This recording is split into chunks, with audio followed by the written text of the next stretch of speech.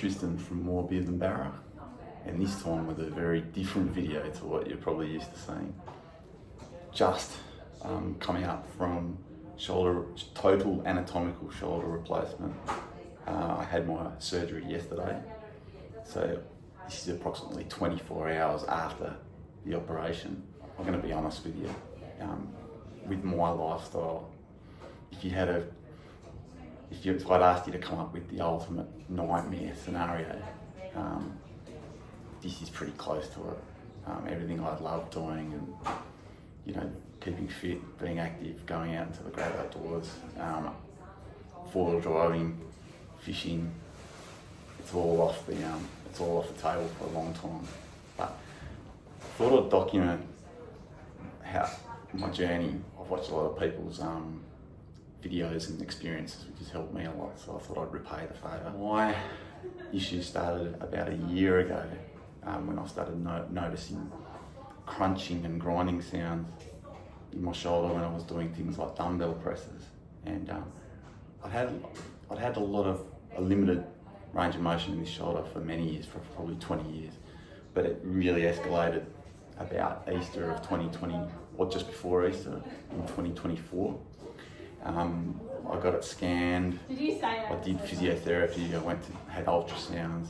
Eventually ended up going to a shoulder specialist. He said, "Look, you've got severe osteoarthritis," and I'll try and post a picture of the X-rays. It was pretty bad. So there's no cartilage. There's a massive osteophyte, which is a lump of bone at the bottom of the joint, and it was pretty much uneven bone surfaces rubbing against each other. I tried physiotherapy. I tried a cortisone injection. I kept myself as strong and fit as I could, but eventually it got to the point after about 9 months that I realised it's never going to get better, and it's only going to get worse. And there was the added risk that if I put it off for much longer, then I start having bone degradation, which affects the kind of treatment you can have. So fortunately, I've had mine at a point where I can have a total anatomical shoulder replacement. So that's where they leave it anatomically as similar as possible. They cut half the humeral head off and replace it with a titanium hemisphere, and they put a polyethylene plastic glenoid inlay into the socket, and so that replicates your cartilage. It's got a lifespan of 15 to 20 years. Look, to be honest, it's at an earlier stage than I should be getting it, but I've thought it through a lot, and I've spent countless sleepless nights wondering whether to go ahead with it or not, and here I am, I've made the decision. So 24 hours on from surgery, nowhere near as bad as I thought it was going to be in terms of pain and discomfort. It was actually quite manageable. When you come out of surgery, you notice that the nerve blocker pretty much makes your whole arm numb, and in fact my thumb and forefinger were the most uncomfortable points of that bit. It was just really, really tingly and numb. And so you wake up in a sling. You've got IV, intravenous fluid going in, and you're also connected to a self-administering pain relief as well. And the nurses come in and check on you and do your vitals every hour or so. So that's for the first sort of 24 hours. You have one of these put in, obviously, for that. When I woke up, I slept reasonably well last night, and I was pretty comfortable last night. When I woke up, I'd noticed a little bit more of the pain building up, and that's been building up over the day, which is normal. That's because of the nerve blockers wearing off.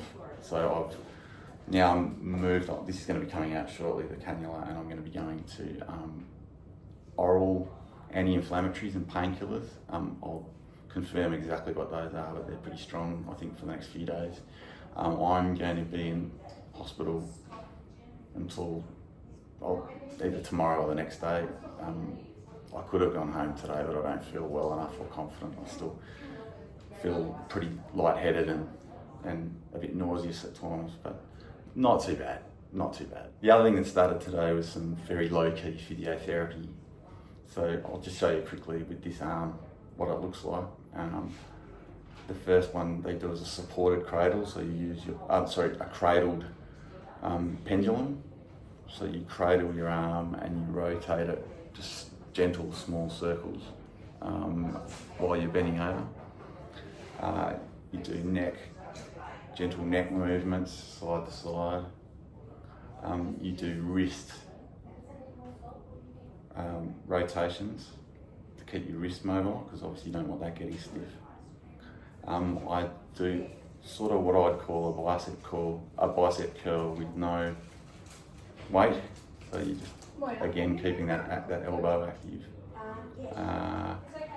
And the last one I do is shoulder scapular retractions. So it's a hard one to demonstrate, but basically I move my shoulder blades back and forth slowly. So it's all pretty low key.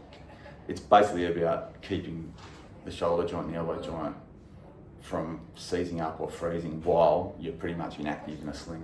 With the sling, it's actually you've actually got a lot more function than I thought I was going to have. So, I can use my phone, and I can hold a very light thing in that hand if I need to, which has made things a lot easier. I can hold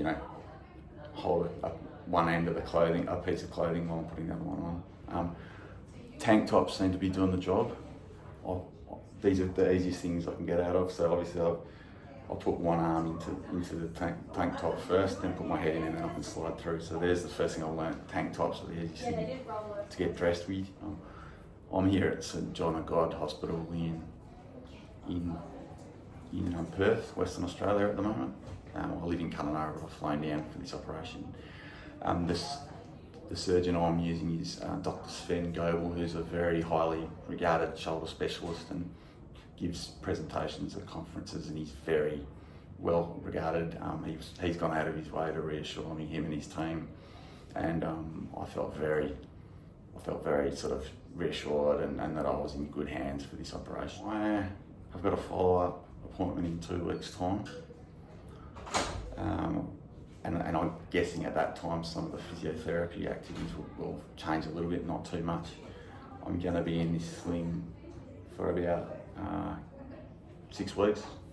And to be honest, it's been way more comfortable and less of a hindrance than I thought it was going to be. I've still got quite enough function to sort of do what I need to do, get in and out of the shower, eat my dinner, that sort of thing. So it's so I know it's only 24 hours in, but so far things have gone very well, better than I expected. And the surgeon has actually said, Dr. Sven Goebel has actually come in and said that he's really happy with the job that he's done. He thinks it's gone really well. So it's a total anatomical replacement, and that's why it's good to get a good surgeon who knows what they're doing. So I'm grateful to have had him. Not much else to say. If I think of anything, I'll film or take some other photos. And I'll also hopefully have my X-ray, which I did this morning, of what my shoulder looks like before and after, to show you. So 24 hours down, so far so good. 6 months to go.